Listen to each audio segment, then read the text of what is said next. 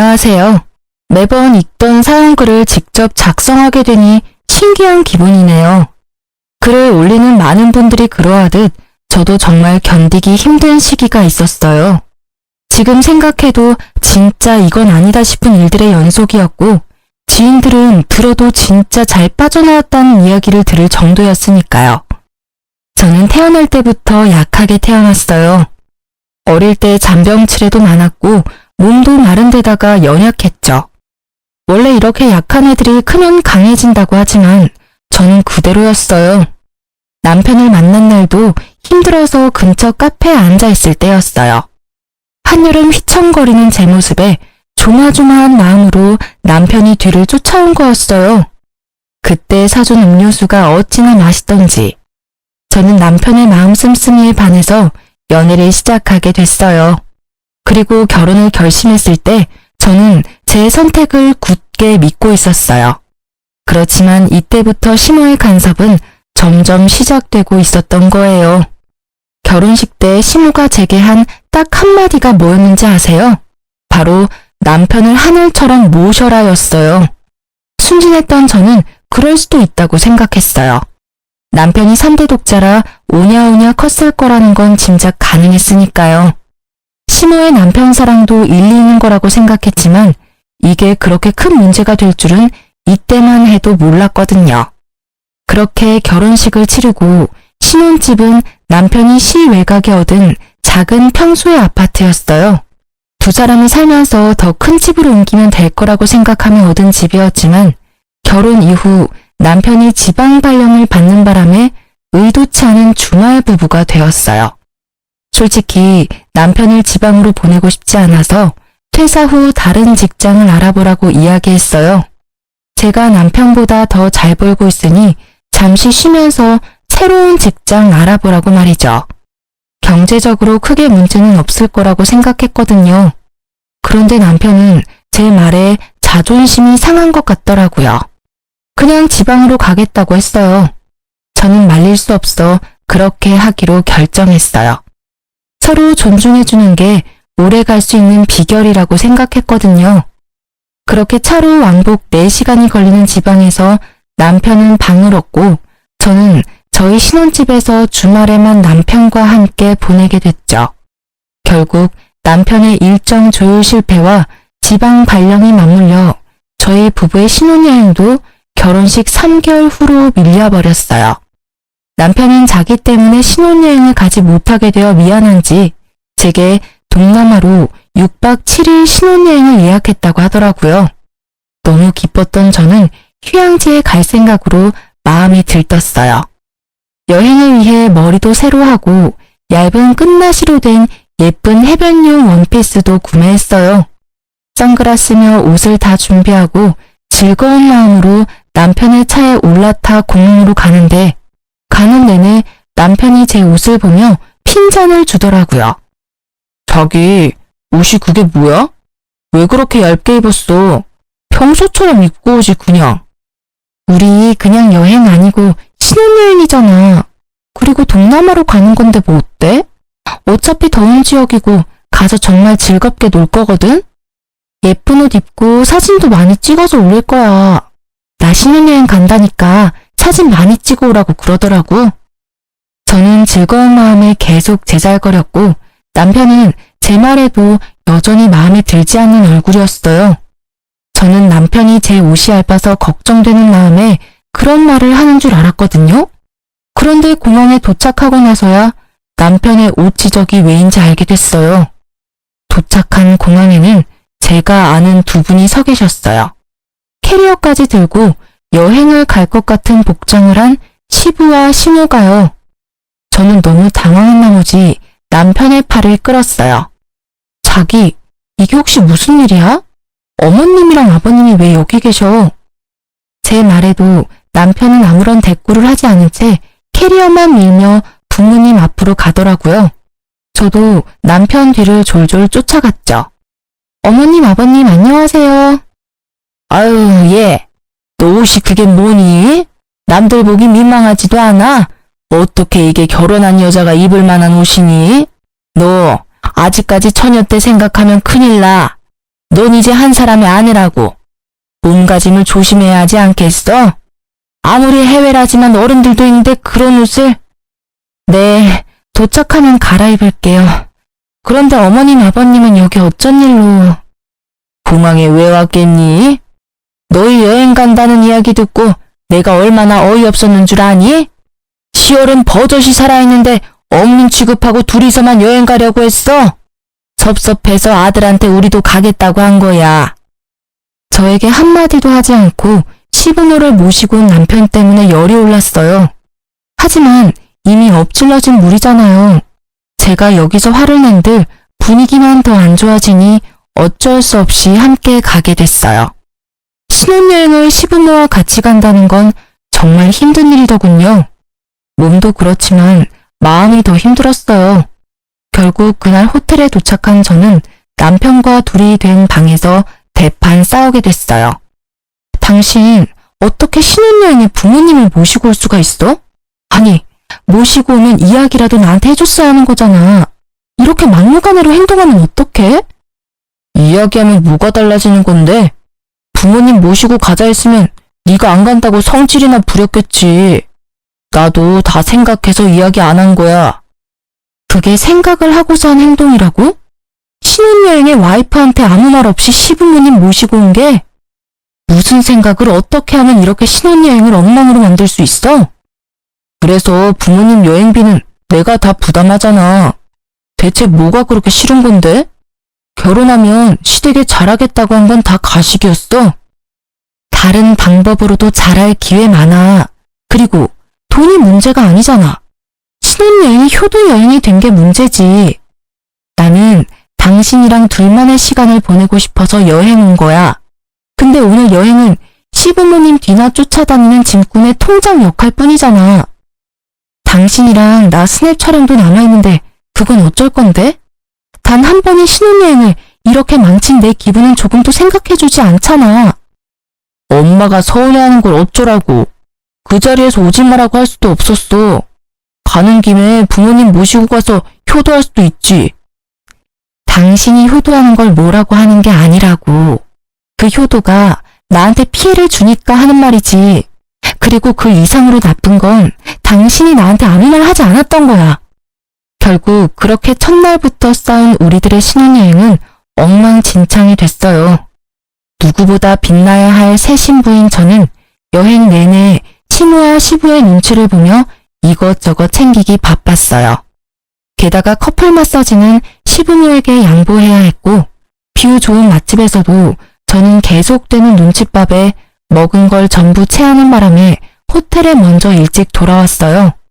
마치 시부모가 주인공인 리와인드 신혼여행에 들러리로 따라온 기분을 느끼고 말았죠. 말 그대로 가장 행복할 6박 7일은 지옥 그 자체였습니다. 그리고 그 7일 동안 저는 남편에게 어떻게 이 분함을 돌려줄 수 있을까 고민했어요. 그리고 좋은 생각이 떠올라 남편 몰래 엄마에게 전화를 걸었죠. 여보세요? 응, 엄마, 나야. 깨복 끌 시간도 없을 텐데 무슨 전화야. 무슨 일이 있어? 별일은 있지. 다음 주 주말에 엄마랑 아빠 우리 신혼집 집들이 하러 와. 아침에 9시쯤 와서 같이 여행 가자, 당일치기로. 어때? 우리야 좋지. 근데 그럼 그날 아침 9시까지 와? 저는 거절의 내색을 비추려는 엄마의 말을 뚝 끊고 초대를 완료했어요. 그리고 신혼여행에서 돌아온 후 처음으로 맞이하는 주말이 됐죠. 남편은 금요일 저녁에 와서 아침 9시가 넘도록 자고 있었어요. 저는 부모님이 올 시간에 맞춰서 일부러 준비 다 하고 화장실에 들어가 있었죠. 그리고 벨이 울렸어요. 저는 태연하게 남편한테 소리쳤어요. 나 화장실인데 자기가 나가봐. 저는 화장실 문을 살짝 열고 남편 행동을 살폈어요. 남편은 귀찮은지 부스럭거리며 일어나서 인터폰을 확인하더니 깜짝 놀라 옷방으로 뛰어가 옷부터 입더라고요. 저는 그제야 아무렇지도 않은 표정으로 화장실 밖으로 나왔어요. 여보, 장모님 오셨어. 응, 알아. 엄마한테 집들이 겸 오시라고 했어. 오늘 두 분 모시고 당일치기 여행이라도 다녀오려고. 물론 당신도 같이 갈 거지? 뭐? 그걸 왜 이제 이야기해? 이야기하면 뭐가 달라져? 당신이 소중한 휴일 사라졌다고 성질날까봐 말 안 했지. 나도 생각을 하고 말 안 한 거야. 생각? 자다가 처갓집 식구 맞이하는 내 기분은 생각도 안 해? 그런 당신은 내 기분 생각해서 신혼여행 때 말도 안 하고 시부모님 모시고 왔어? 이상하네. 당신은 기분 나빠하지 않을 줄 알았는데.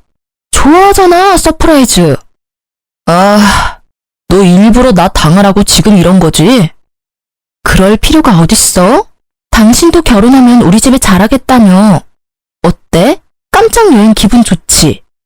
제 말에 남편은 답을 하지 못하더라고요. 당신이 나한테 한 짓이 이런 거야. 그러니까 다음부터는 꼭 나한테 이야기를 해줘. 알았지? 결국 그날은 준비도 덜 된 남편을 데리고 여기저기 끌고 다니며 여행을 다녀왔어요.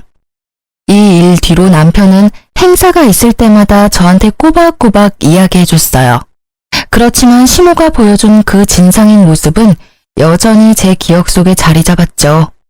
결혼 전에는 그렇게 점잖게 보이던 분들이 결혼 후 달라진 모습에 마음도 불편했죠. 그 이후로도 시모와 저의 사이는 그리 좋지 않았어요. 그렇게 결혼 생활은 그럭저럭, 시모와의 관계는 위태위태하게 4년이라는 시간이 흘렀어요. 그런데 남편과의 거리가 멀어서였는지 제가 몸이 약해서였는지 저희가 그렇게 바라던 아기는 깜깜무소식이었어요. 저는 자꾸만 제 약한 눈 탓인 것만 같아 힘들었고 결국 난임센터를 방문하기로 결정했는데 그 전에 정말 놀랍게도 자연 임신이 되었어요. 그리고 임신 사실을 시모가 알게 되었을 때 저는 시모의 어이없는 행동에 다시 한번 학을 뗐어요.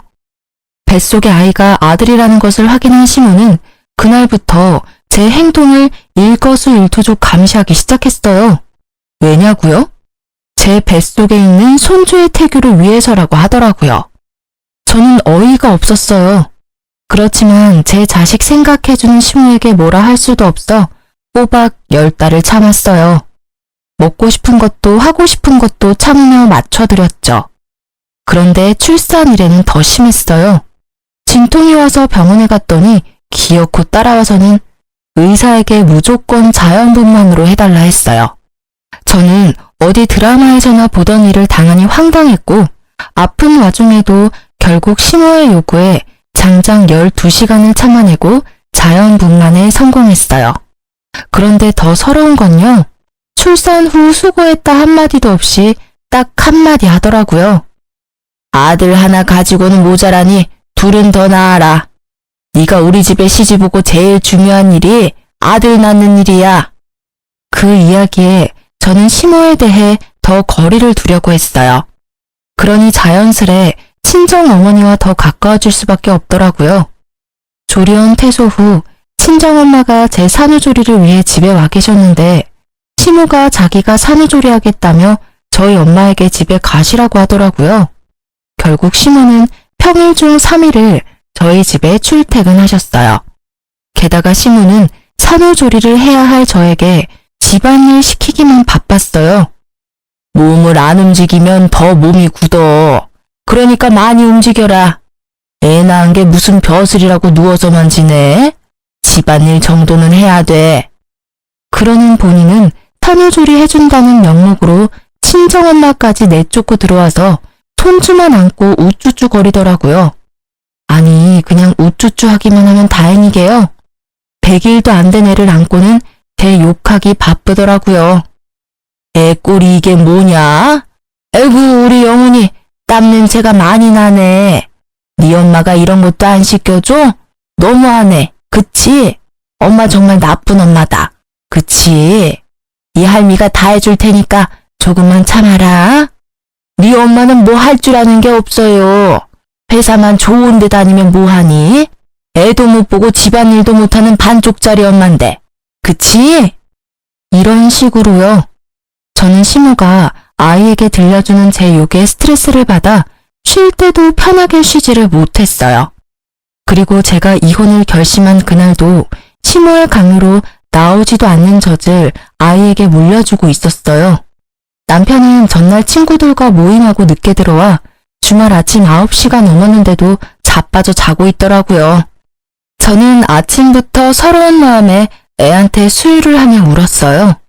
몸도 아직 안 풀려 아픈데 애를 안고 집안일까지 해야 하는 제 처지가 정말 억울했거든요. 그런데 시모가 주말인 이날 집에 왔더라고요. 익숙하게 현관 비번을 누르고 들어온 시모는 울고 있던 저와 결국 눈이 딱 마주쳤어요.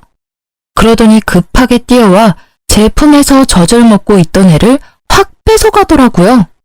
너 어떻게 애를 안고 울 수가 있어? 어? 우리 손주한테 나쁜 영향이라도 미치면 네가 책임질 거야? 웃겨서 정말.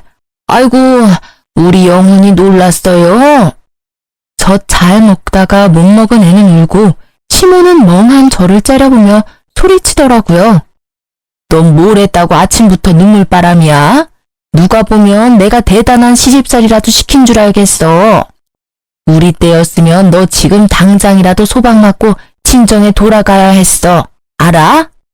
그런 게 아니라 몸이 너무 안 좋아서 그랬어요. 그리고 젖 잘 먹는 애를 뺏어가시면 어떡해요? 몸이 아파? 그런 것도 못 참으면 어떻게 엄마 노릇을 할 수 있어? 애 보면서 참고 또 참아야지. 어딜 내 앞에서 눈물이나 질질 흘려? 너 이럴 거면 내가 우리 영훈이 데려가서 키울 테니까 넌 모유나 짱아. 애 보기 싫어서 쉬하는 거 보니 내 어이가 없어서 저런 것도 며느리라고 보고 있어야 하니 내 속에서 열불이 다 나네. 어머니, 말씀이 좀 너무하시네요. 애 때문에 온 거 아니에요. 남편이 있어도 독박 육아해야 하는 게 힘들고 어머니가 매번 산후조리 해준다고 오셔서는 저한테 일 다 시키셔서 몸이 힘들어서 온 거예요. 산후조리라는 말이 무슨 의미인지는 아세요? 그냥 이러실 거면 저희 친정 어머니한테 부탁할게요. 네가 뭐가 힘들어? 내가 모를 줄 알아? 너 주말에는 우리 아들한테 일 다 시켜 먹는다며. 애 기저귀 갈고 밥도 하게 하고. 걔가 그냥 아들이니? 3대 독자야, 3대 독자. 나도 손에 물 하나 묻힌 적 없이 귀하게 키운 아들인데 네가 뭔데 내 아들을 그렇게 힘들게 해? 이럴 줄 알았으면 나 너랑 우리 아들 결혼 안 시켰어. 네 시부가 지방 가 있었으면 나는 이틀에 한 번씩 반찬 가지고 가서 밥 해놓고 왔을 거야. 그런 것도 못하는 애가 어디서 힘들다고 투정이야? 우리 아들 불쌍해서 어떡하니? 이렇게 아는 거 없고 눈치 없는 곰 같은 마누라 얻어가지고는 일하면서 밥도 제때 못 얻어먹고 일만 하고. 주말 남편이 해야 할 일을 시모가 전부 알고 있는 걸 보니 남편이 또 시모에게 시시콜콜 다 이야기한 것 같더라고요. 자기가 돈을 버는데 육아와 집안일까지 시킨다며 짜증이 나서 시모에게 하소연한 것 같았어요. 제대로 된 육아는 한 번도 해본 적이 없으면서 결국 제가 한마디 하려는데 남편이 깼더라고요. 일어나서 밖에 나온 남편이 저를 보고 딱 한마디 하더라고요. 너 또 뭐 잘못했어? 그 이야기를 듣자마자 저는 이 현장에 내 편은 없고 남의 편만 있다는 걸 깨달았어요. 그리고 이 순간 저는 이 남자와 함께 살 수 없을 것 같다는 생각이 들었어요. 이혼을 결심하고 저는 참지 않기로 했어요. 하고 싶은 말을 해야 저도 속이 조금이나마 풀리지 않겠어요? 당신, 내가 뭐 잘못했다고 말하는데 나 아침에 애 젖주면서 운 죄밖에 없어. 당신 어머님이 모유를 1년은 먹여야 된다고 강경하게 말씀하셔서 유두균열이 심해서 피부 다 갈라지는데도 애 젖먹이다가 서러워서 울었어. 근데 그걸 보고 네가 뭐 한 게 있다고 우냐고 하시네? 이 집안에 내 몸 아픈 거 신경 써주는 사람이 하나라도 있어? 산후조리 해야 하는 시기에 시어머니 말 한마디에 집 대청소 해야 하는 내가 불쌍하지도 않니? 그리고 일하면서 애 보기 싫으면 당신이 휴직하고 애 봐. 돈은 내가 일해서 벌면 되잖아. 당신보다 더 많이 벌기도 하고. 너 지금 나 무시해? 너 돈 많이 번다고 유세 떠는 거냐고. 그럴 리가 있겠어? 난 단지 너만 힘들다고 생각하는 것 같아서 공평하게 기회를 주려는 것뿐이야. 나도 일하면서 주말에는 애 볼게. 너는 집에서 애 보고 집안일만 해. 어차피 경제적으로는 그게 더 이득인 거 당신은 잘 알잖아. 휴직은 안 할 거야. 애 보는 게 너무 힘들다고. 울면 어떻게 해야 할지 모르겠고 울음소리에 노이로제 걸릴 것 같다고. 그리고 애는 엄마가 봐야 하는 거 아니야? 왜 자꾸 밖에서 일하는 남편한테 시키는 건데? 애 보는 게 그렇게 힘들어? 나는 그 애 울음소리 매일 들어. 그리고 그 애 업고 집안일까지 완벽하게 해야 하고 일주일에 3일 꼬박 시어머니 오시면 시어머니 하는 말까지 들어야 하지. 그런 내 상황은 미칠 것 같거든? 그리고 나 복귀해도 그 말 그대로 할 수 있어? 복귀하면 당신도 나도 똑같이, 아니, 내가 더 많이 벌어. 그러면 네가 육아 더 할 수 있겠어? 아니겠지. 지금도 이렇게 애 보기 싫어서 난린데. 주말에는 나도 쉬고 싶다고. 당신이 복귀해도 나는 지금보다 더 잘 벌 수는 없어. 그러면 우리 엄마한테 맡기고. 어머님? 애 안고 내 욕하면서 오냐오냐 하시는 어머님? 그렇게 큰 애가 내 말을 잘 듣기나 하겠어? 매번 듣는 게 엄마 욕이잖아. 그게 교육상 좋아? 난 절대로 어머님한테는 애 못 맡겨. 그리고 어머님, 애 낳고 100일도 안 된 며느리 이런 식으로 혹사시킬 거면 그냥 친정에서 조리할게요. 그것까지 막으시면 진짜 너무하신 거 아시죠? 그리고 어머님이 애 수유하실 거 아니면 애는 주시죠? 저더러 그렇게 모유주라고 성하셨는데 애 데리고 가서 분유는 잘 주실 수 있겠어요? 저는 아기를 시모에게서 다시 뺏어와 아기띠에 채워서 아기와 제 짐을 다 챙겼어요. 그리고 시모와 남편이 뭐라고 짓거리든지 다 무시하고 밖으로 나와 택시부터 타고 친정으로 돌아갔어요. 그 집에 있다간 내 머리가 돌아버릴 것 같았거든요. 그리고 그 다음날 남편이 제게 전화를 하더군요. 나 이제 내려갈 거야. 엄마도 이제 본가 가셨으니까 당신도 빨리 시위 그만하고 집에 들어와. 시위? 누가 시위한대? 걱정하지 않아도 돌아가지 않을 거야. 그냥 애도 나도 없는 그 쾌적한 환경에서 열심히 잠이나 쳐자. 그리고 다음 주 중으로 이혼 서류 받을 준비나 하시고. 그렇게 말하고 전화를 끊은 저는 양육권과 친권을 가져오기 위해 육아휴직을 종료하고 일에 복귀하기로 했어요. 물론 혼자서 할 수 있는 일은 아니고 친정 부모님의 힘을 빌려야 했죠. 그리고 그날 저녁 시모가 저희 친정집에 찾아왔더라고요. 우리 며느리 여기 있죠? 너 빨리 애 데리고 집에 돌아와. 너 때문에 우리 아들 또 주말에 한 끼도 못 먹고 지방 내려갔어. 그래서요? 제가 왜 돌아가야 하죠? 전 이미 남편한테 이야기했어요. 이혼하자고요.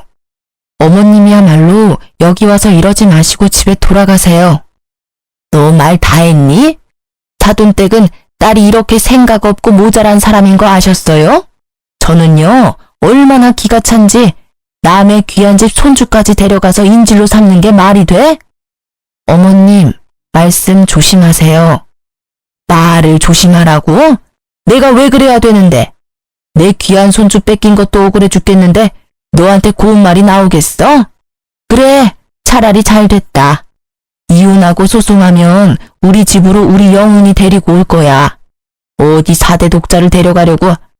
너 산후조리 운운하더니 일부러 애 데리고 가려고 쇼한 거 아니니? 그게 아니고서야 지금은 어떻게 이렇게 멀쩡해? 그거야 친정 어머니가 다 해주시고 저는 온전히 쉬기만 하니 당연히 몸이 좋아지죠. 어머님은 산후조리하러 오셔놓고는 일 시키기만 바쁘셨잖아요. 그리고 저희 부모님은 상식적인 분이시라 어머님의 그런 구식 시집살이는 이해 못하시거든요. 그러니까 동의를 구하듯이 제 욕은 하지 말아주세요. 그리고 한마디만 더 붙이자면 지금 하시는 말들은 저희 집 홈캠에 다 저장되고 있어요. 그리고 저희 신혼집에서 하신 말들도 다 홈캠에 저장되어 있고요. 그러니까 말을 아끼세요. 지금까지 모은 것들만 해도 이혼 사유는 충분하니까요. 제 말에 시모는 입을 꾹 닫아버리더라고요. 시모가 오기 전 이혼 전문가를 만나 상담했었거든요. 부부 갈등이 너무 심해서 정신적 충격이 크면 남편에게 청구하는 이혼 소송과는 별도로 시모에게도 위자료 청구를 할 수 있대요. 물론 증거나 정황이 정확해야 한다고 했고 저는 워낙 증거가 차고 넘쳐서 가능할 것 같다고 하더군요. 시모가 아이를 뺏기지 않으려 했지만 경제적 능력, 남편의 육아 소홀, 시모의 교육이 아이에게 좋지 못한 점 등이 복합적으로 작용해 이혼 소송은 무사히 제게 유리하게 진행됐어요. 제가 원하던 친권과 양육권도 가져왔어요. 남편과 시모에게서는 위자료를 받을 수 있었지만 양육비만큼은 남편이 제게 보내지 않더라고요. 거의 3년이 넘는 동안이나 말이죠. 그렇지만 저는 그에 대해 따로 생각이 있었기에 주지 않으면 주지 않은 대로 그냥 놔뒀어요. 물론 재촉 문자는 했었죠. 하지만 아이에 대해 별 애정이 없는 그 남자가 양육비를 줄 리는 없었죠. 4대 독자라도 본인은 귀한 줄 몰라요. 면접 교섭권을 한 번도 쓴 적 없었으니까요. 애는 다시 가지면 된다는 생각이나 하고 있을 거예요. 그저 시무나 전전긍긍일 뿐이지. 그리고 이혼 후 3년째 되는 해에 저는 이미 새로운 남자와 재혼한 지 2년이 조금 안 되는 상태였어요. 그리고 재혼한 현 남편과의 상의를 통해 제 아들을 재혼남의 호적에 넣을 수 있는 친양자 입양을 신청하기로 했어요. 제가 생각했던 게 바로 이거였어요. 신부가 3년 이상 부양의 의무를 이행하지 않거나 면접 교섭을 하지 않으면 신부의 동의 없이도 친양자로 입양이 가능하고 아이의 성과 본을 재혼 남편의 성과 본으로 바꾸는 것도 가능하다고 해요. 물론 여러 가지 여건이 맞아야겠지만 저 같은 경우는 그걸 위해 양육비를 안 줘도 참았던 거예요. 그리고 양육권을 지급하지 않은 지 3년이 될 때쯤 전 시모와 전 남편이 갑자기 제게 연락이 와서 만나자고 하더군요. 만날 생각은 들지 않았지만 법적으로 크게 문제가 될 수도 있다는 말에 만나러 갔어요. 두 사람은 눈에 쌍심지를 켜고 저를 맞이하더라고요. 저는 이 사람들이 왜 이러나 하는 생각만 들었죠. 제가 잘못한 게 없으니까요. 여기까지 나온 걸 보니 너도 제발 저려서 나온 것 같구나. 무슨 말씀하시는지 모르겠네요. 용건만 간단히 해주시겠어요? 이 사기꾼 같은 년아, 우리가 낸 위자료 내놔, 이 나쁜 년. 너 감히 우리를 속였어? 내가 그 위자료 왜 줬는데? 당장 그거 다시 돌려놔. 아니면 고소할 거야? 파렴치한 것도 정도가 있지. 어떻게 그런 대담한 짓을 벌려놓고 우리를 속이려고 했을 수가 있어? 무슨 소리인지 알아듣게 말씀하세요. 이혼 위자료 소송은 제가 판결 내린 게 아니라 법원이 내린 거죠. 따지시려면 법원 가서 따지세요. 이래도 시침이 뗄 거야? 정말 치가 떨려서 네가 진짜 못된 년이라는 건 이미 알고 있었지만 이렇게 대담하게 우리를 속일 줄이야. 그러면서 시모가 내민 것은 몇 장의 종이였어요. 들고 상세히 읽어보니 그건 바로 전 남편의 무정자증에 관한 결과지였어요. 정자수가 현저히 부족해서 자연적으로는 임신이 많이 어렵고 정상 정자수도 적다는 내용의 검사 결과지였어요. 그걸 보니 딱 답이 나오더라고요. 이 사람들은 내가 결혼 중 외도를 해서 애를 낳았다고 생각하는 거였어요. 정말 천박하기도 하죠. 그런 생각을 어떻게 감히 할 수 있으며 최소한의 검사도 없이 바로 단정지어 말할 수 있을까요? 제 상식으로는 도무지 이해가 되지 않는 행동이었어요. 네 거짓말과 외도는 이미 들통났어. 어디서 어떤 남자를 만나서 애를 만들었는지 모르지만 그 더러운 애 새끼를 내 손주라고 생각하게 만들다니. 이렇게 결과를 듣기 전까지는 몰랐지. 그래, 아무리 봐도 우리 아들과 닮은 구석이 없었어. 그때 알아봤어야 했는데. 너 일부러 위자료 받아 처먹으려고 애 낳은 거지? 당장 우리한테서 가져간 위자료 내놔. 알고 보니 전 남편도 저와 비슷한 시기에 재혼을 했는데 시모가 임신하라고 그렇게 난리치는데도 애가 안 생겨서 병원을 갔다가 무정자증 진단을 받아왔다고 하더라고요. 저는 너무 웃겼어요. 착각하고 있는 이 사람들에게 진실을 알려주기로 했어요. 물론 씨알도 먹히지 않을 걸 알지만 사실 그걸 바라는 거기도 했고요. 두 사람이 뭘 상상한지는 알겠지만 저는 정말 맹세코 바람핀 적 없어요. 그리고 이 애는 당신 애야. 그건 바뀔 일은 없어. 당신도 알잖아. 내가 얼마나 가정에 충실했는지. 거짓말하지 마. 이게 또 어디서 사람을 속이려 들어? 내 자식도 아닌 애 때문에 위자료를 얼마나 줬는지 알기나 해? 천박한 몸뚱아리 굴려서 어디서 더러운 씨앗이나 받아서 만든 애를 감히 내 아이라고 속여? 그래, 언제까지 속일 수 있을 줄 알았어? 이래서 내가 양육비를 안 준 거야. 내 새끼도 아닌데 내 돈을 왜 줘? 웃기지도 않는 말을 하는 전 남편을 보며 저는 차분하게 말했어요. 정말 그 애가 당신 애가 아니라고 생각해? 그럼 우리 애는 이제 더 이상 필요 없어? 필요 없어. 피 한 방울 안 섞인 남의 아이가 왜 필요해? 당신이 그렇게 생각하면 하늘 수 없네. 그러면 애 호적 옮기는 건 동의해 줄 수 있지? 원래 당신 동의 없이도 옮길 수 있는데 어차피 당신이 당신의 아니라고 하니 괜찮잖아. 옮겨줘도. 그러면 당신은 애 없는 거나 마찬가지고, 안 그래? 당연하지. 그건 동의해주면 내 아이는 없는 게 되니까 양육비는 안 줘도 되지? 결국 그게 목적이었더라고요. 이 나쁜 놈은.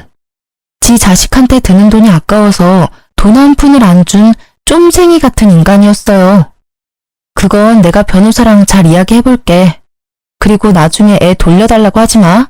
그건 꼭 지켜줬으면 좋겠어. 어차피 돌려줄 생각도 없지만. 내 쪽에서 할 말이거든. 혹여라도 나한테 애 맡기려고 하기만 해봐. 절대로 안 받아줄 거니까. 남의 새끼를 내가 왜 키워? 저는 전 남편에게서 동의서를 받았어요. 그래, 그럼 잘 됐네. 자, 가서 서류 작성하자. 그리고 내가 한마디 하는데 그 위자료는 당신들이 잘못해서 혼인이 파탄에 이른 걸 법원이 인정했기 때문에 당신들이 나한테 지불한 거야. 애랑은 전혀 상관이 없지. 그리고 고소하고 싶으면 적어도 내가 외도를 했다는 증거를 가지고 와야 되는 거 아니야?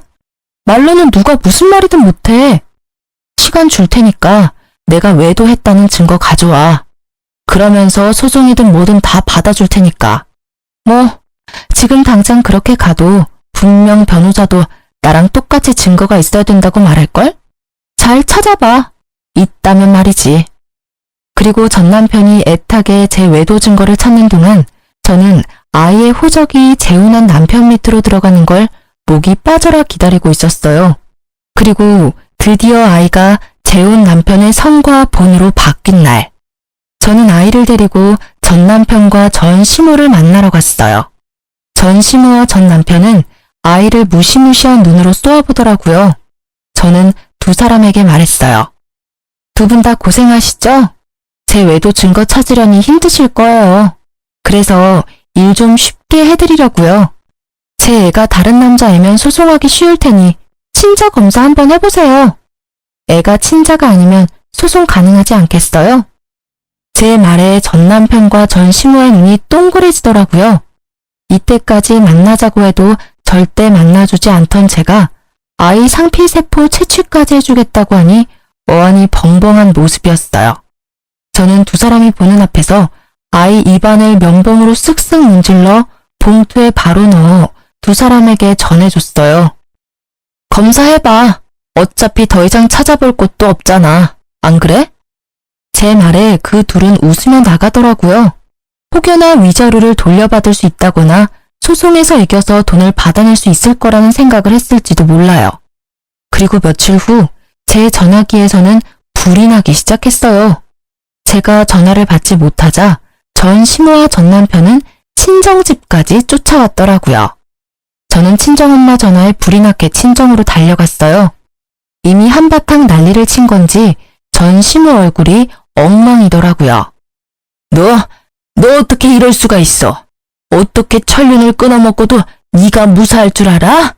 내 손주, 우리 영훈이 내놔. 무려 4대 독자야. 그냥 손이 아니라고. 그래, 너 어떻게 내 애를 다른 사람 호적으로 옮길 수가 있어? 네가 진짜 사람이야? 두 분이 왜 여기서 이러는지 모르겠어요. 내가 분명히 당신한테 이야기했지. 우리 애 당신 애라고. 나는 외도한 적도 없다고 말했어. 그런데 당신이 뭐라고 했어? 그럴 리 없다고 증거가 있다며. 그 검사 결과지 보여줬잖아. 내가 아무리 사실을 말해도 믿지 않고 호적 정리하는데 동의해준 건 당신이야. 그리고 아줌마, 더러운 씨앗이니 아들 닮은 구석이 하나도 없었다니 그런 말씀하신 거 저는 절대로 잊지 않을 거예요. 그런 건 너무하잖아. 나는 분명히 당신이 외도하는 거라고 생각하고 나는 이제 애를 가질 수 있을지 없을지도 몰라. 내 아이 돌려줘. 가질 수 있을지도 모르지. 나는 가졌잖아, 당신 아이. 같이 살고 있는 재혼한 여자 젊다며 애 가질 수 있을 거야. 시험관을 벌써 몇 번이나 시도하고 있는데 안 생긴다고. 전 남편이 침울하게 소리쳤지만 전 시모는 전 남편의 속도 모른 채 말도 안 되는 말을 짓거리더라고요. 정자수가 없다고 해도 얘는 애를 가졌잖니. 분명히 이건 지금 며느리한테 문제가 있는 거야. 이것 봐라. 네 아들 떡하니 낳아준 며느리가 있는데 그 여자가 그걸 못하는 게 문제인 거야. 그리고 시험관 같은 건 하지 마. 자연 임신으로도 잘만 생기는데 왜 그런 걸 하니? 이 와중에도 씨 없는 자기 아들보다 멀쩡한 두 번째 며느리를 탓하는 그 사람이 정말 하나도 변한 게 없어 보여 그저 안도할 뿐이었어요. 저 사람들하고 이제 관여하지 않아도 된다는 사실이에요. 나 진짜로 이번 생에 자식은 영훈이 뿐일지도 몰라. 그러니까 정말로 내가 잘할 테니까 우리 영훈이 나한테 돌려줘. 실제로 내 유전자를 타고난 내 아들이잖아. 생물학적 친부. 그래, 당신 애지. 근데 어쩌지? 지금은 법적으로 다른 사람 애거든. 난 지금 이 상황이 웃긴 게 내가 네 애라고 할 때는 아니라고 우기더니 제 손으로 애 호적 파주더니 이제 와서 왜 후회하는 거야? 나한테 위자료 내놔라 어쩌라 하기 전에 친자 검사부터 해보지 그랬어. 어쨌든 이제 남의 애니까 신경 꺼. 그리고 이렇게 와서 난리쳐도 이제 정말 남이니까 우리 친정에 이렇게 찾아오지도 마. 제 말에 입이 10개라도 할 말이 없었던 시모와 전 남편은 쫓겨났죠. 자신이 무정자증이라는 걸 알고 확인도 없이 저를 바람난 여자로 만들고 애를 혼외자로 만들어 소송을 걸겠다는 그 생각이 너무 가증스럽더라고요. 당연히 그들이 주장하는 소송은 진행되지 않았어요. 저의 외도는 당연히 외도를 하지 않았으니 증거가 없었고 아이는 전 남편의 친자였으니까요. 그리고 나중에 들리는 소문에 의하면 전 남편의 두 번째 아내도 시모 때문에 이혼했다고 하더라고요. 그놈의 자연임신과 남편 내조에 관해 매일 집에 와서 여자를 들들 볶았다고 해요. 앞집 사는 조련 동기한테 들었거든요. 요새 저 집이 좀 조용하다면서요. 그렇게 저는 그 사람들과 더 이상 연락을 주고받지 않았어요. 그리고 몇 달 뒤 크리스마스 날에 한번 마주치게 됐어요. 아이 선물을 사주러 재혼한 남편과 함께 가는 길에 전 남편을 정말 딱 정면으로 마주쳤거든요. 시모와 함께 쇼핑 나온 것 같더라고요. 아이는 재혼한 남편의 어깨에 목마를 타고 있었고 갓난 아기일 때 헤어진 전 남편의 얼굴은 전혀 알아보지 못했어요. 시모는 아이를 보더니 저를 아주 잡아먹을 듯이 노려봤어요. 내 손주 데려다가 남의 호적에 올린 천하의 몹쓸년. 분하고 원통해서 내가 못 살지. 내 새끼 남의 손에 키워야 하는 이 억울한 심정을 누가 알 거야? 저는 그 말을 재혼한 남편과 아들이 들을까봐 먼저 백화점으로 보냈어요. 어르신, 그 귀한 손주 더러운 씨앗이라고 욕한 게 본인이세요. 그리고 언제는 아들 닮지 않았다고 큰소리 치시더니 그건 이미 싹 잊으셨나 봐요? 저는 하루도 잊은 적이 없는데요. 뭐? 네가 나한테 그런 말할 자격이나 돼? 속여가지고 애 호적을 팠으면서 손이 귀한 집의 아들을. 네 아들이 아니라 내 손주야.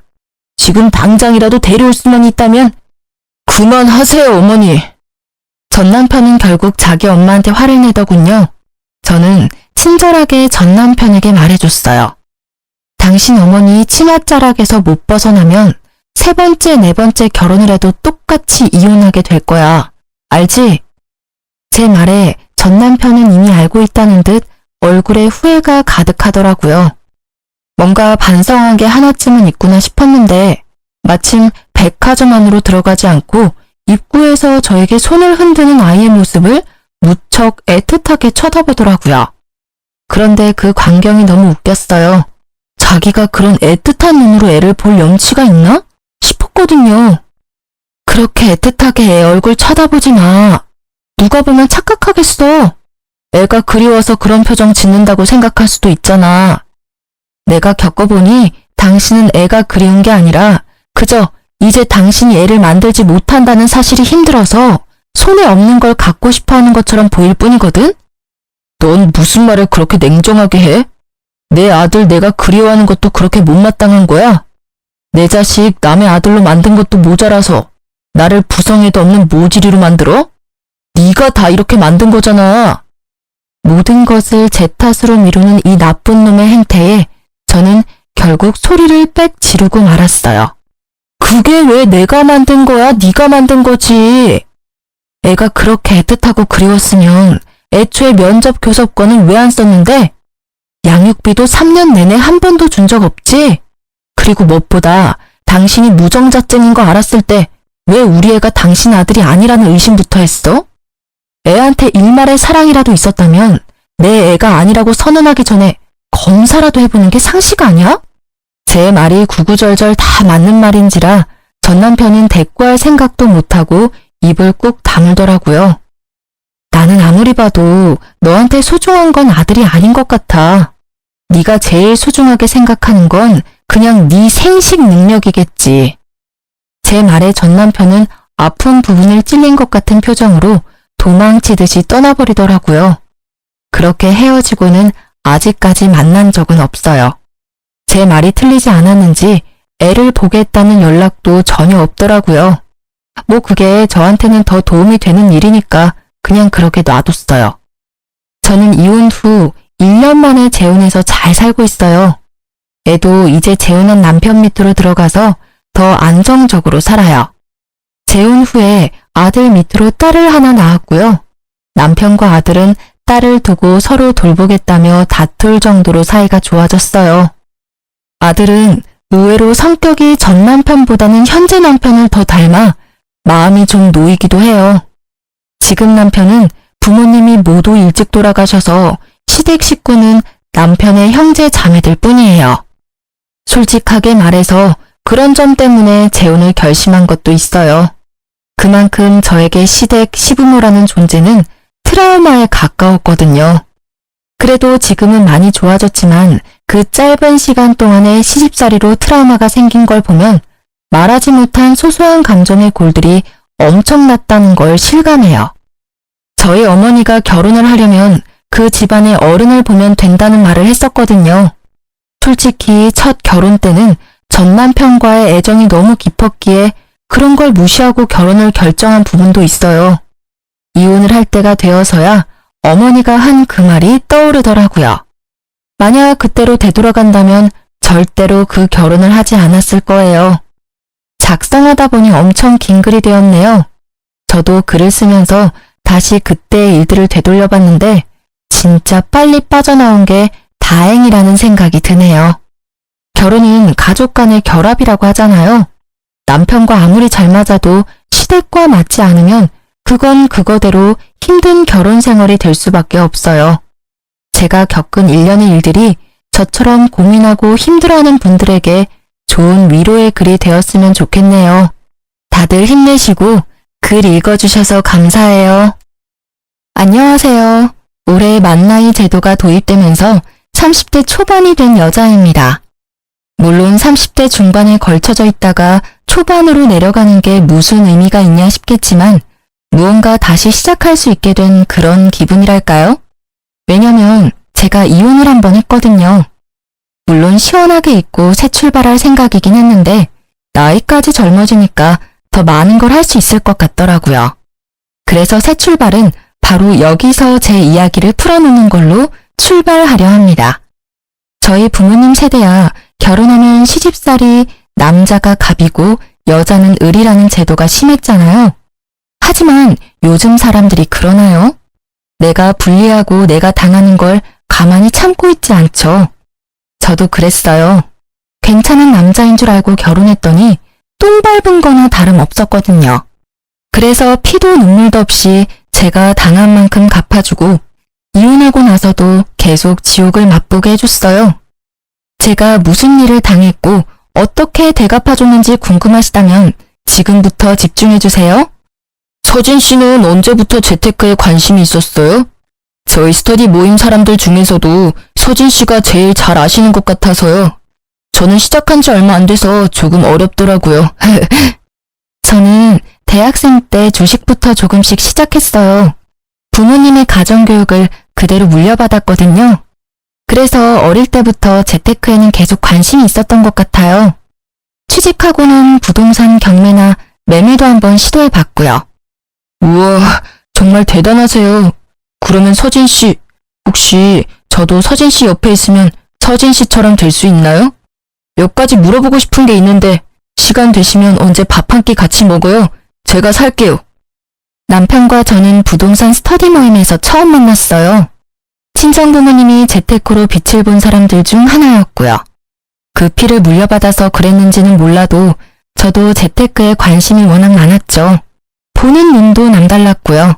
처음엔 그저 스터디 모임 동료라고만 생각했던 사람과 사적인 자리가 많아지고 둘만 보는 날이 많아지니까 저희는 자연스럽게 연인이 됐고 1년 만에 결혼 얘기까지 오가는 깊은 사이가 된 거예요. 남편은 재테크에 관심은 많은데 모르는 게 정말 많았어요.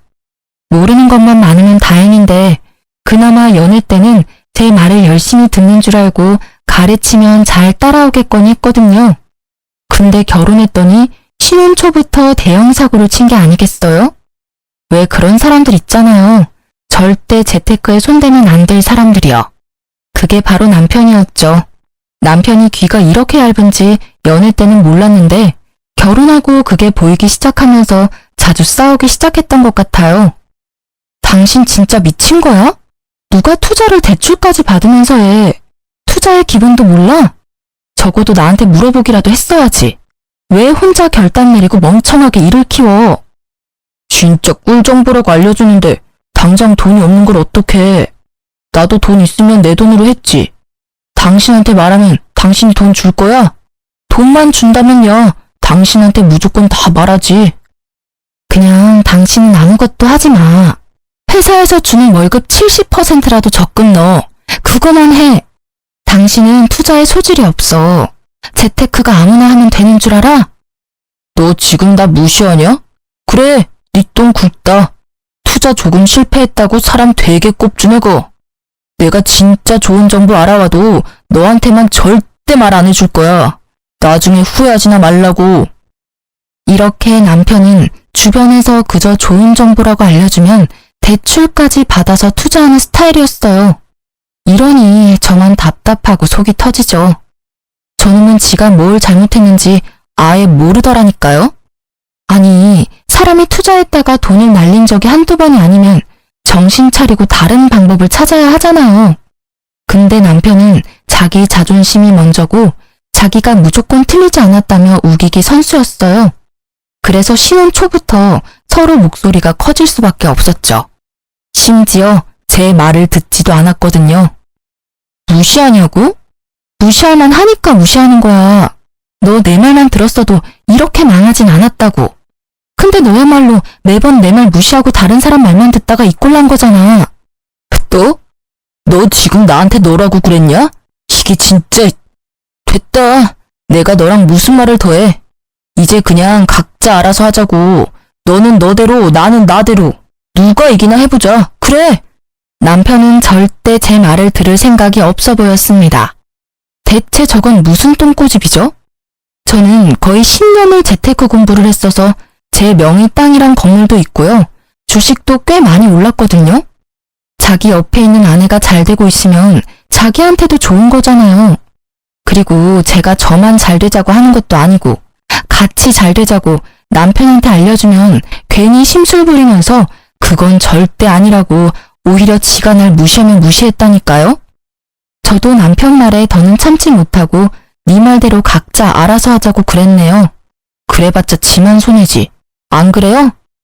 아니나 다를까 이틀 후에 시어머니가 집에 찾아오셨더라고요. 남편이 시어머니께 그대로 일러 바쳤나 보더군요. 너는 그런 황금 같은 정보가 있으면 네 남편이랑 상의도 해보고 네가 확신이 있었다면 남편한테 끝까지 밀어붙여서 같이 투자하게 해야지. 왜 치사하게 너 혼자 투자해서 너 혼자 득을 봐? 부부는 일심동체라는 말도 모르니? 너 혼자 다 헤쳐먹고 우리 아들한테 갑질하려고 이러는 거야? 시어머니는 퇴근하고 들어오는 저를 보자마자 삿대질에 눈에 쌍심지까지 켜고 절 아주 파렴치하고 나쁜 년으로 몰아붙였어요. 어머님 아들 머리가 돌대가리라서 아무리 제가 알려줘도 똥주시게만 반응하는데 그걸 제가 뭘 어떻게 하겠어요? 그건 제 잘못이 아니잖아요. 그것도 실력이에요, 어머님. 뭐야? 시어미 앞에서도 따박따박 말대꾸하는 거 보니까 너 우리 아들은 아주 개똥으로 보이겠다. 지금 네가 돈 좀 쥐고 있다고 우리를 아주 우습게 보나 본데 사람 일은 어떻게 될지 모르는 거야.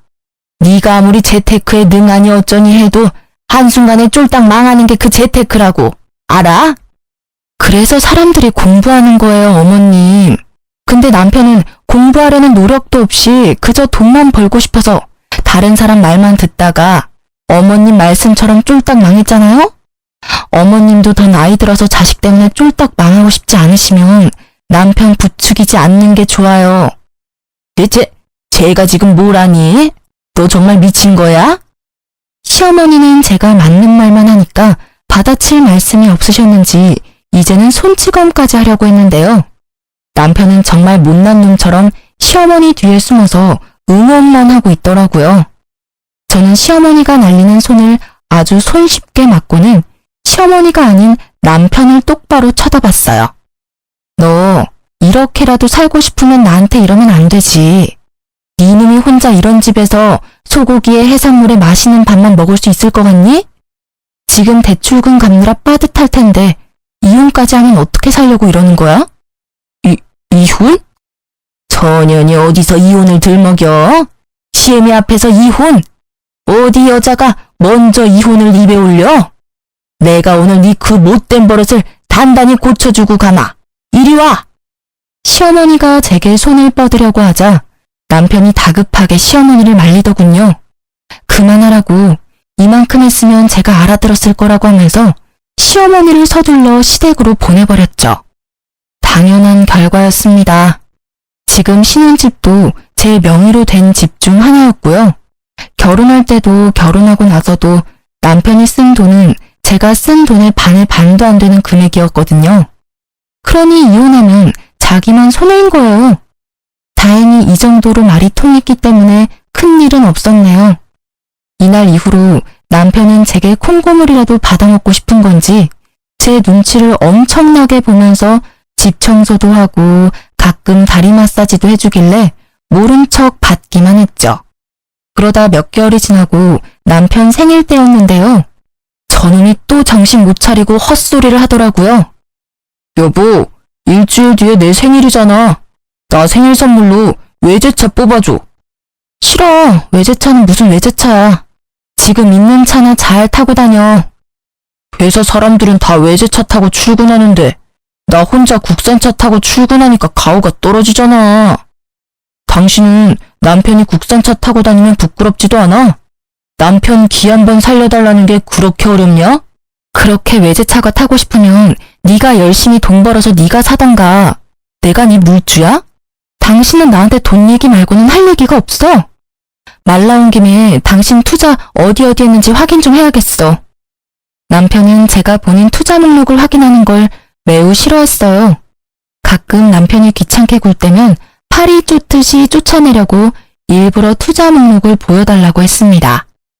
그러자 남편이 씩씩대면서 작은 방으로 가버리더군요. 근데 이놈이 또 지 엄마한테 일러 바쳤는지 시어머니한테서 전화가 왔는데요. 예, 곧 우리 아들 생일인데 선물은 뭐 해주기로 했니? 생각한 게 따로 있는 거야? 아니요, 아직 시간이 조금 남아서 따로 생각한 선물은 없어요. 왜요? 잘 됐네. 그러면 우리 아들 그 차 한 대만 뽑아줘라. 얘가 요즘 통 기운이 없더라고.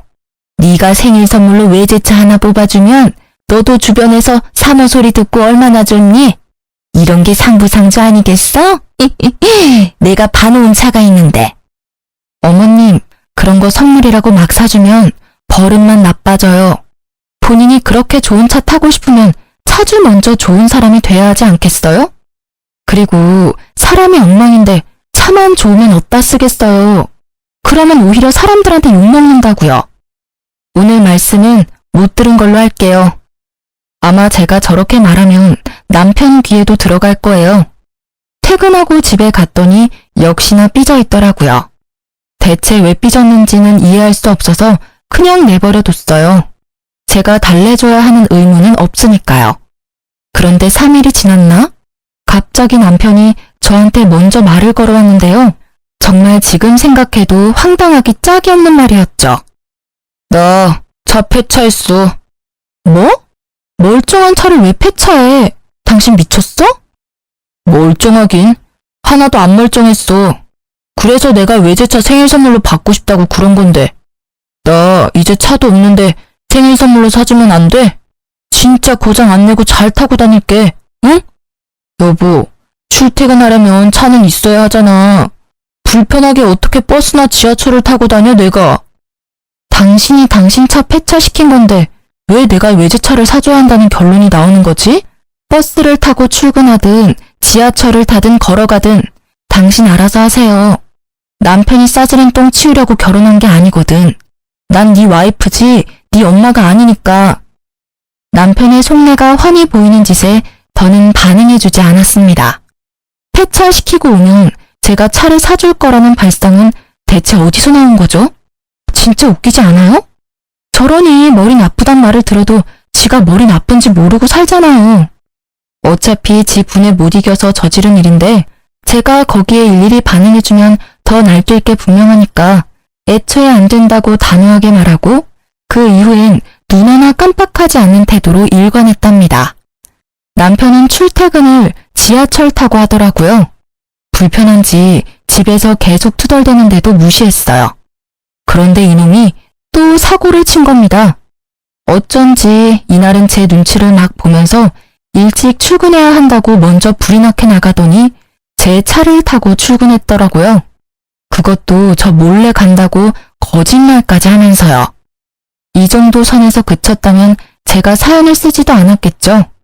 이날은 제가 휴무 신청해서 집에 있었거든요. 남편이 퇴근하고 와서도 몰랐어요. 제가 차가 망가진 걸 안 건 바로 다음날 출근할 때였습니다. 저는 누가 제 차를 박은 줄 알고 바로 블랙박스를 확인했는데요. 근데 웬걸 범인이 남편이더군요. 일단 사진을 찍어두고 택시 타고 출근했네요. 도무지 일이 손에 안 잡혀서 반차 내고 집에 돌아갔죠.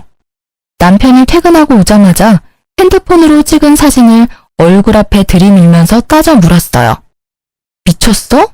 이제 내 차도 폐차시키려고 작정한 거야? 너 이거 어쩔 거야? 어쩔 거냐고. 나 아니야. 내가 했다는 증거 있어? 방금 퇴근하고 와서 피곤한 사람한테 난리야? 증거가 없어? 너 바보냐? 블랙박스에 다 찍혀있는데 증거가 없긴 왜 없어? 대체 내 차로 뭘 한 거야? 뭘 했길래 사이드 미러는 덜렁거리고 차 문이 다 긁혀있냐고. 나도 억울해.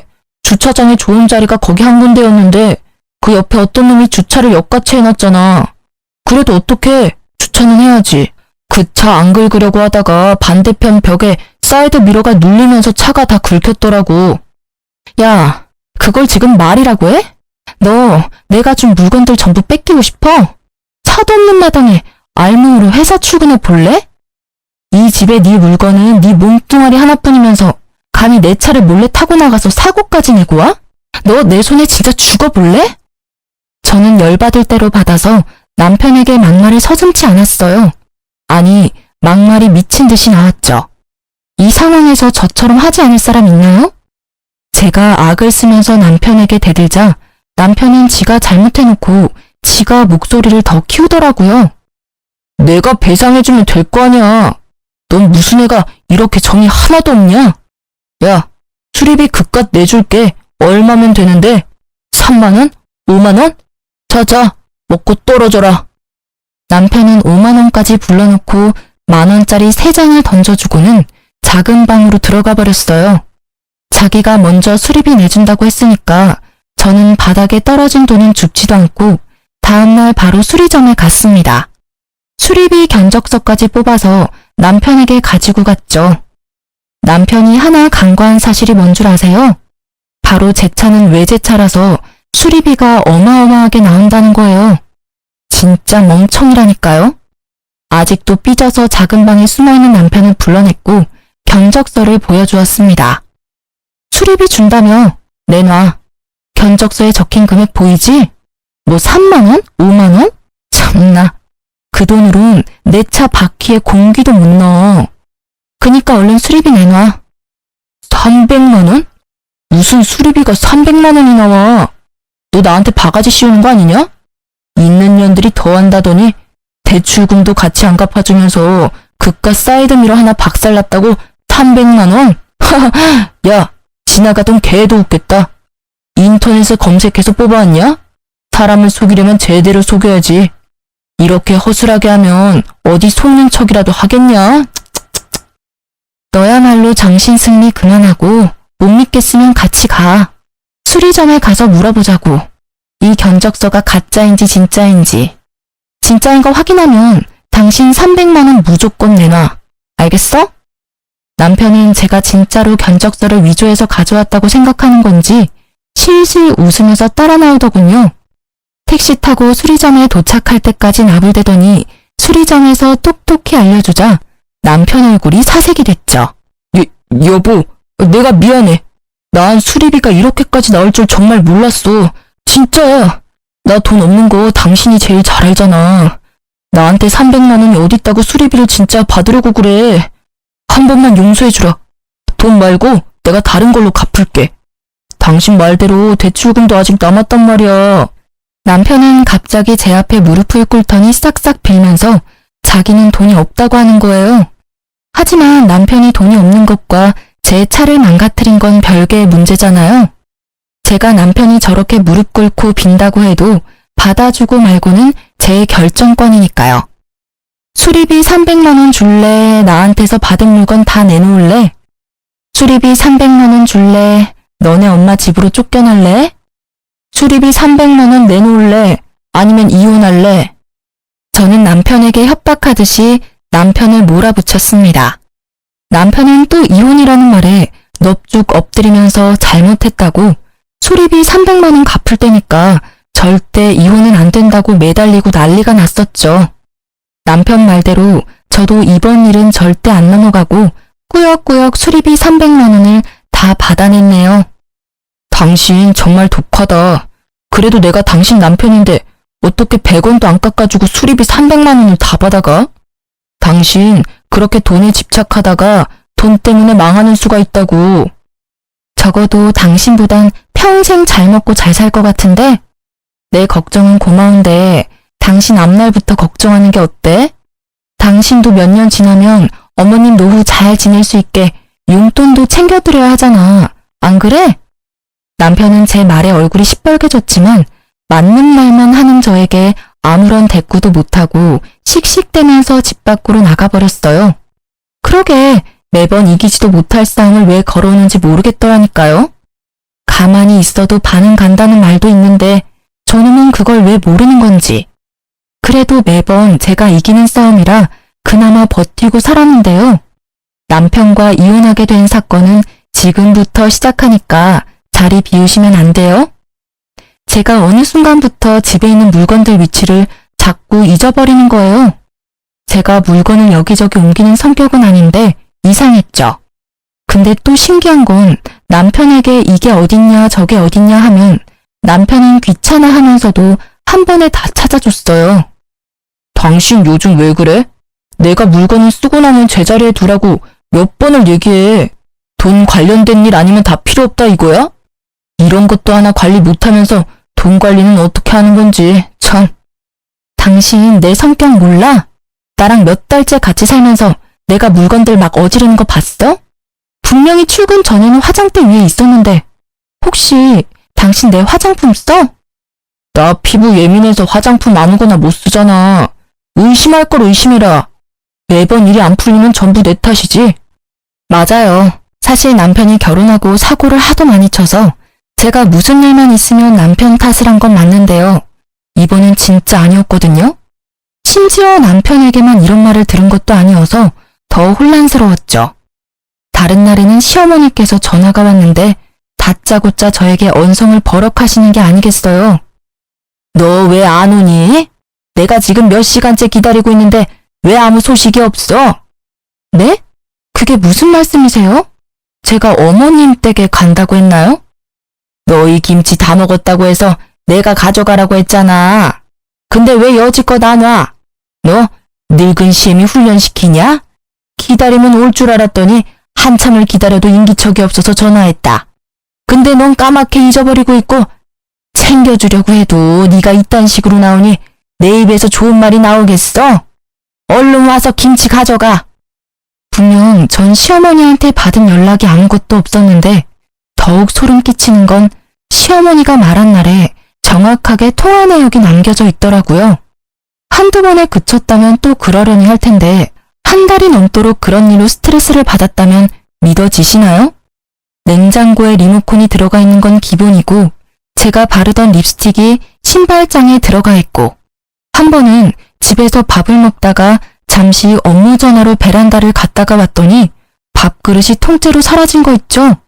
남편에게 물으니 제가 다 먹고 치우고 갔다는데 물어볼 사람이 남편밖에 없으니 믿을 수밖에요. 하여튼 이런 일이 반복적으로 있다 보니 저 스스로도 위축되고 말았죠. 옆에서 남편은 건망증 아니냐며 투덜대지 시모는 자꾸 전화해서 왜 오기로 했는데 안 오냐며 압박 주지. 저도 모르게 자존감이 뚝뚝 떨어지고 말았죠.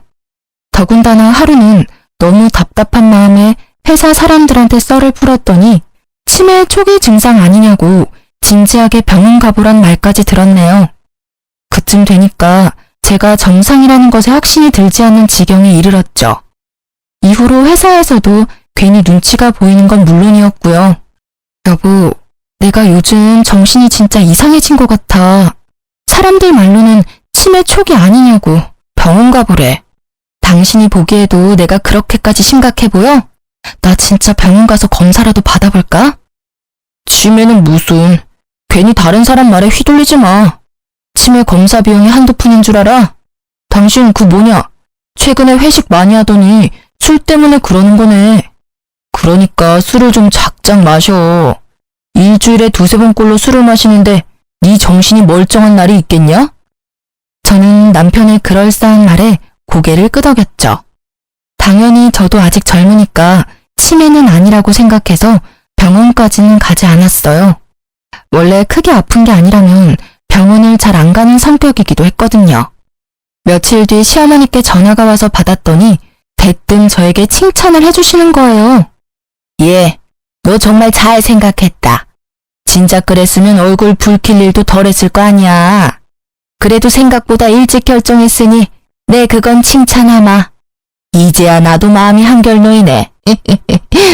네? 뭘 칭찬하신다는 거예요? 어머님, 전화 잘못 거신 것 같은데요. 잘못 걸기는 내 며느리한테 잘만 걸었구만. 네가 우리 아들한테 네가 가진 땅이랑 건물 두 채 그거 우리 아들 명의로 해주겠다고 했다면서.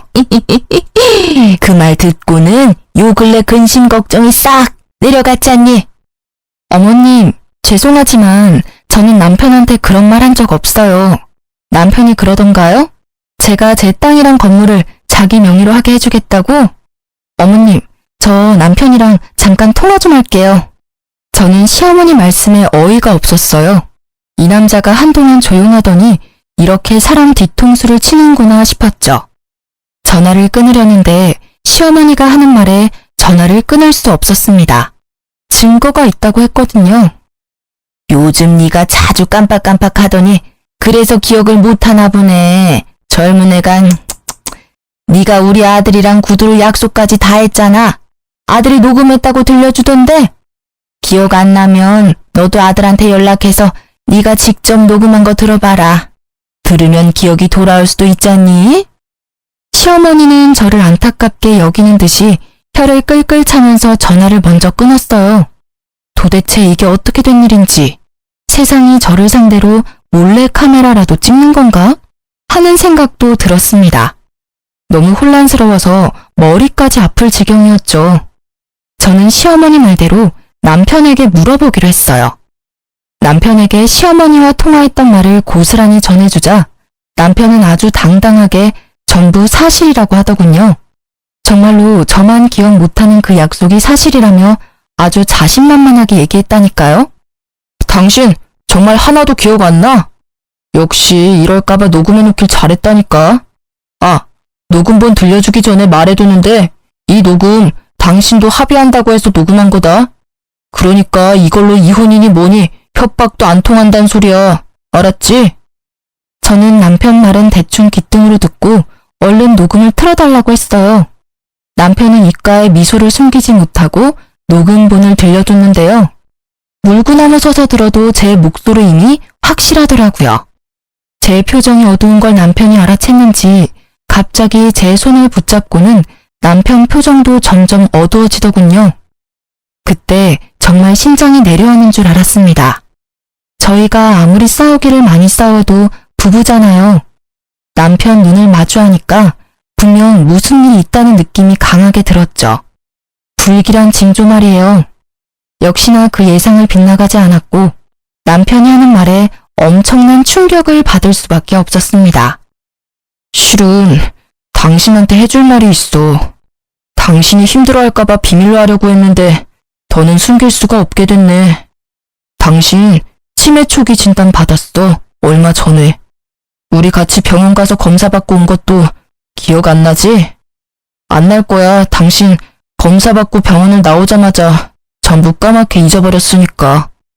저는 남편 말에 믿을 수 없다는 표정을 짓자 남편이 병원 진단서를 보여줬어요.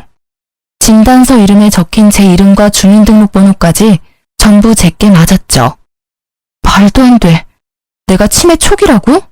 회사에서는 전혀 그런 기색이 없었는데 뭔가 잘못됐어. 나 다시 병원 가서 검사 받아볼래. 지금은 기억할 수 있으니까 지금 당장 다녀올게. 당신 이날도 그랬어. 검사 받으러 가는 그날도 전부 기억할 수 있다고, 괜찮다고 그랬다고. 여보, 인정해. 진단서까지 보여줬는데 왜 못 믿는 거야? 당신 정말 안 되겠다. 당신이 가지고 있는 주식도 나한테 넘겨. 당신 이 정신으로 투자금 관리 못해. 당신도 느끼잖아. 여러분, 정말 소름 돋지 않나요? 남편이 종일 저를 따라다니면서 제가 투자하고 있는 부동산에 주식까지 넘기라고 했습니다. 하지만 저는 수상해도 너무 수상하니까 소형 카메라를 사서 집안 이곳저곳을 설치하고 또 대학병원에 가서 진료도 보았습니다. 결과가 어땠냐고요? 당연히 정상이라고 나왔어요. 그럴 수밖에 없는 너무나도 당연한 결과였거든요.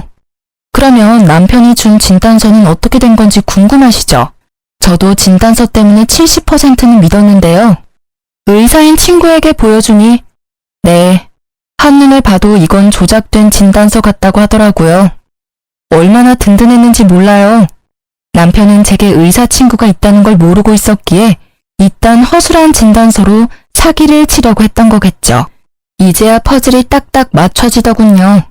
저는 치매가 아니었고 남편은 저를 치매로 만들기 위해서 일부러 집안 물건을 옮겨놓고 제가 깜빡한 것처럼 가스라이팅까지 하며 큰 그림을 그리고 있었어요.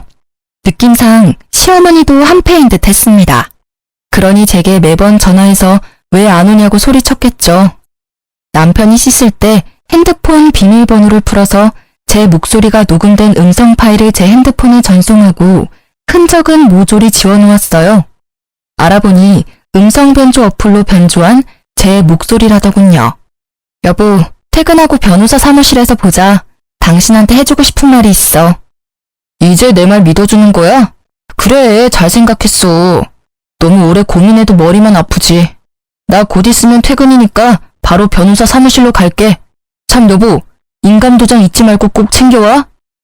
남편은 제 전화에 신이 나서 웃음을 숨기지 못하더라고요. 아주 자기가 사기꾼이라고 동네방네 소문내는 스타일이었죠.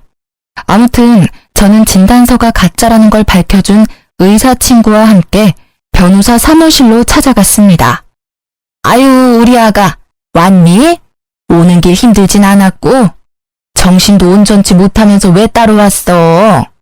우리 아들이 네 회사 앞으로 데리러 갈 수 있는데 그래도 잘 찾아왔으니 됐다 됐어. 그 정신으로 가지고 있는 재산 다 날리기 전에 얼른 우리 아들 명의로 바꾸자꾸나. 인감도장 가지고 왔구나? 변호사님, 이 사람이 제가 말씀드린 치매 걸린 와이프입니다. 오늘 이 사람이 저한테 전 재산 양도하기로 했거든요. 아픈 아내를 둔 남편인 제가 해야 할 도리니까요. 저는 어떠한 말보다 손이 먼저 나갔어요. 남편 뺨을 냅다 때렸습니다. 사무실 안이 울릴 만큼 소리가 컸죠. 변호사에게 남편이 위조한 진단서를 보여줬고 의사인 친구가 변호사에게 모든 상황을 설명해줬어요. 이건 제가 얼마 전 대학 병원에서 온갖 검사를 다 받은 진단서예요. 당연히 정상으로 나왔고요. 저놈들이 제 재산을 뺏어가려고 진단서까지 위조해서 저를 심신미약자로 만들려고 한 연놈들이라고요. 무슨 소리라는 거야? 당신이야말로 왜 이래? 당신 아직도 치매라고 못 받아들인 거야? 이런다고 상황이 달라지는 건 아무것도 없어. 변호사님 앞에서 부끄럽게 그만하지 못해? 거기 우리 며느리 친구 의사라고 한 것 같은데 의사면 이렇게 진단서를 가짜로 만들고 해도 되는 거예요? 친구가 정신이 안 좋고 그러면 납득할 수 있게 해줘야지. 이딴 거나 만들어주는 게 무슨 친구라고? 예, 너 당장 저 친구랑 연 끊어라. 네 인생에 하나도 도움 안 될 친구야. 내가 딱 보면 알지. 내 인생에 하나도 도움 안 될 사람은 내 친구가 아니라 바로 당신들이야. 변호사님, 이 녹음도 저 사람들이 목소리 변조해서 만든 거라네요? 제 목소리가 아니라요. 이러면 저 사람들 처벌할 수 있는 거죠? 전 절대 합의해줄 생각이 눈꼽만큼도 없거든요. 네, 허위로 작성했다는 사실이 밝혀진다면 허위 진단서 등 작성죄로 처벌할 수가 있죠. 그런데 친족 상도례라는 특례 제도가 있어서요. 고소하더라도 배우자 간 발생한 절도죄와 사기죄 등의 재산범죄에 대해선 형을 면제받을 수가 있거든요. 시어머니와 남편은 더욱 기세등등하게 나오더라고요. 저는 태블릿에 다운받아온 영상 하나를 보여주며 말했죠. 이걸로도 충분히 이혼 소송은 할 수 있지 않나요? 저 위자료도 청구하겠습니다. 저들이 저를 심신미약자로 만들고 제 돈까지 괄취하려 했던 시간에 대한 위자료요. 그건 제가 집 곳곳에 숨겨놓은 소형 카메라에 찍힌 영상인데요. 남편님이 제가 썼던 물건을 곧바로 옮겨놓고는 뻔뻔하게 모르는 척하는 모습이 적나라하게 찍혀 있었죠. 심지어 제 휴대폰 비밀번호도 알고 있었는지 몰래 가져가 시모와의 통화 기록을 남겨둔 것도 모조리 찍혀 있었죠. 네, 충분히 가능합니다. 그리고 한 가지 말씀 못 드린 게 있는데 남편분 무슨 생각으로 이런 일까지 벌이셨는지 모르겠지만 의사소견에 의해 치매 상태인 게 인정이 되면 명의 이전에 대한 모든 계약은 이전 무효 처리가 됩니다. 말 그대로 정상적으로 이루어진 소유권 이전 등기가 아니기 때문이죠. 어쨌거나 계획하신 대로 진행하셨어도 원하시는 소유권은 인정받기가 매우 힘들다는 말입니다. 그리고 재산 괄취를 목적으로 의사소견서를 허위 작성하셨으니 이혼 청구에 대한 아내분 소제기는 충분히 가능한 일이죠. 그러자 시어머니와 남편이 서로 눈치를 막 보다가 시어머니가 먼저 무릎을 꿇길래 공범이라는 걸 확신했네요. 남편도 시어머니 따라 무릎을 꿇었고요. 아이고, 내가 잘못했다. 우리 아들은 아무 죄가 없어요. 내가 전부 시켜서 한 일이야. 그러니 이혼 소송만은 하지 말아다오. 네가 자꾸 우리를 무시하고 우리 아들한테 이혼으로 협박하니까 그래서 우리도 네가 다시는 이혼 소리 못하게 겁만 살짝, 아주 살짝 주려고 했던 게야, 응? 맞아. 엄마 말이 사실이야. 내가 못나서 자존감이 낮아서 당신한테 화풀이 한 거야. 내가 미안해. 나도 다 잘못했고 전부 다 사과할게. 그리고 따지고 보면 당신이 공동명의로 안 해줘서 그런 것도 없지 않아 있지. 그래, 아가, 네가 너무 심하긴 했지. 너희가 결혼한 지 몇 달인데 공동재산이 없는 게 말이 돼? 그것도 여자가 재산이 너무 많으면 집안이 망해요, 망해. 아들 명의로 바꾸면 내가 얻는 게 뭐가 있다고 이랬겠어. 다 니들 잘 살라고 내가 도와준 거지. 이혼 소송할게요, 변호사님. 지금 바로 할 수 있나요? 저들은 저에게 사과를 하고 싶은 건지 자기들이 억울하다고 변명을 하고 싶은 건지 모르겠더군요. 어이가 없어서 소송하겠다고 했더니 시어머니는 제 왼다리, 남편은 제 오른다리를 붙잡고 매달렸어요. 당신이 나랑 정말 못 살겠다면 이혼해줄게. 대신 소송 말고 합의로 해주면 안 될까? 나 정말 돈이 없어서 그래. 당신 알잖아. 당신한테 수리비 300만 원까지 갚고 땡전 한 푼 없는 거. 우리 엄마도 이렇게까지 하는데 이 정도는 해줄 수 있잖아. 마지막으로 부탁할게. 제가 소송 없이 협의 이혼을 했을까요? 네, 사실 남편과 시무가 감히 저를 치매로 몰아갔지만 그 함정에 제가 빠지지도 않았고 재산 피해액이 없으니 제가 원하는 대로 큰 처벌을 받게 할 수는 없더라고요. 그리고 남편이 제가 마음 바꾸고 소송 걸까봐 법원 출석에 적극적으로 임했고요. 가장 빠른 날에 협의 이혼 신청서를 냈고 아이도 없어서 숙려기간 모두 출석해 2달 만에 빠른 이혼을 했죠. 만약 소송을 진행했더라면 1년에 가까운 기간을 수고스러웠을 텐데 시간과 노력을 아꼈다는 점에서 협의 이혼이 나름 합리적인 선택이었죠. 그런데 그거 아시나요? 사촌이 땅을 사면 배가 아프다는 속담 말이에요. 굳이 제가 복수를 하지 않아도 돈에 목마른 전 남편 놈이 저 때문에 개거품을 물더라고요. 결혼 생활할 때 재개발한다던 지역에 투자했던 게 이제야 빛을 발한 거예요. 생각지도 못한 돈에 로또 1등에 당첨된 기분이었죠. 이거 제가 전 남편에게도 알려줬던 정보였는데 바보 같은 놈이 제 말은 안 듣고 거긴 망할 거라며 투자하지 않았던 지역이었죠. 아주 쌤통이라는 생각이 들었는데 때마침 모르는 번호로 전화가 오더라고요. 1년 만에 듣는 전 남편 목소리더군요. 당신이 예전에 알려줬던 재개발 지역, 거기 당신은 투자했었지? 분명 망할 거라고 했는데, 에이씨, 아까워 죽겠네. 그 돈만 있었어도 이렇게는 안 살 텐데. 우리 엄마가 나한테 재산 안 물려주겠다고 죽어서도 가지고 갈 거라는데, 나 이제 어떡하지? 소연아, 나 이제 돈 한 푼도 없어. 정말 거지라고. 그러니까 나한테 정보 하나만 알려주라, 응? 아직도 정신 못 차리고 사네? 역시 사람은 고쳐 쓰는 게 아니라더니 딱 너한테 하는 말인가 보다. 내 말은 귓등으로도 안 듣는 사람한텐 정보 알려주고 싶지 않아. 바쁜 사람 붙잡지 말고 끊어. 소연아, 한 번만, 딱 한 번만 살려주라, 어? 네가 알려준 정보로 투자했다가 대박나면 내가 몇 배로 돌려줄게. 2배, 아니 5배로 돌려줄게. 그러니까 돈도 좀 빌려주면 고맙겠는데 오갈 데 없는 사람 불쌍해서라도 한 번만 살려주라. 너 아니면 길바닥에서 자야 하는데 너도 내가 그러길 원하는 건 아니잖아. 한심하다 한심해. 그러게 있을 때 잘했어야지. 지나간 버스가 다시 돌아오는 줄 알아? 오케이. 노숙자한테 봉사하는 셈 치고 인심 한번 쓸게. 문자로 보내줄 테니까 거기 투자해봐. 정말? 정말이야? 역시 소연이 너밖에 없다. 돈은 안 빌려주는 거지? 그래도 이게 웬 떡이냐? 네가 알려준 정보면 무슨 수를 써서라도 투자해야지. 고맙다. 정말 고마워. 전 남편은 대출받았는지 사채를 썼는지는 몰라도 며칠 후에 제가 알려준 곳에 투자했다고 하더라고요. 저한테도 했냐고 확인하길래 했다고 뻥쳤죠. 제가 거기 투자를 왜 합니까? 곧 망할 주식인데. 아니나 다를까 몇 개월 후에 이상한 번호로 전화가 오길래 받았는데요. 전 남편이 또 흥분한 목소리로 욕까지 하면서 왜 이거 주가가 점점 떨어지는 건데? 너 나한테 개 주식 알려준 거 아니야? 엿 먹어보라고. 나 죽으라고. 이거 오르는 거 확실해? 아니면 나 진짜 죽는다고 박소연. 귀 아파. 네가 공부를 똑바로 안 해서 작은 변동에도 심장이 철렁하는 거지.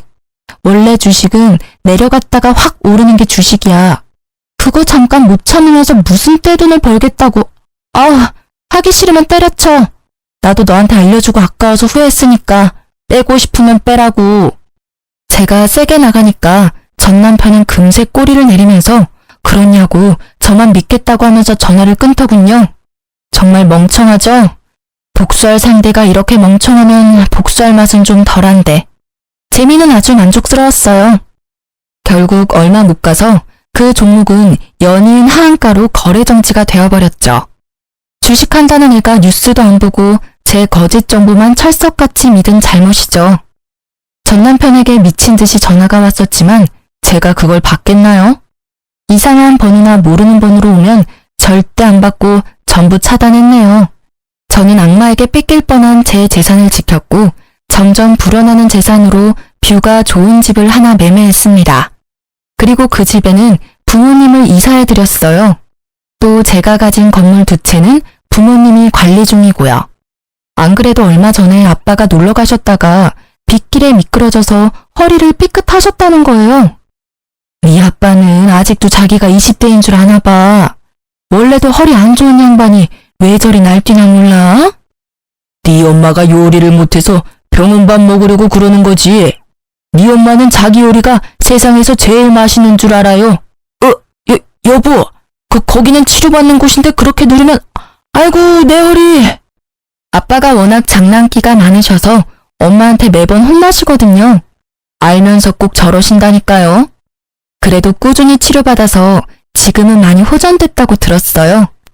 아마 이번 주 내로 퇴원하신다고 하니까 아빠 퇴원하는 날에 가서 부모님이랑 맛있는 거 먹고 오랜만에 가족끼리 시간 좀 보내려고 합니다. 참, 제 입으로 이런 말은 조금 부끄럽긴 한데 부모님은 제 덕분에 노후가 즐겁다면서 특히 아빠가 모임을 나가면 제 자랑을 끊임없이 한다고 들었어요. 엄마도 그 얘기를 해주는데 웃음이 끊이질 않더라고요. 부모님이 웃으시는 모습 보려고 자식인 저는 더더욱 돈을 열심히 벌고 모아야겠다는 생각이 들었네요. 저는 여전히 회사를 다니고 있고요. 달라진 점이 있다면 최근에 봉사와 기부를 열심히 하고 있어요. 어려운 이웃들을 돕고 사는 게 보람도 있고 기분도 좋길래 여러 가지 하고 있습니다. 아마 앞으로도 재테크 공부를 꾸준히 해서 그 돈으로 불우한 사람들에게 도움 주는 멋진 사람이 되고 싶어요. 다들 제 이야기 끝까지 들어주셔서 감사합니다. 복 받으실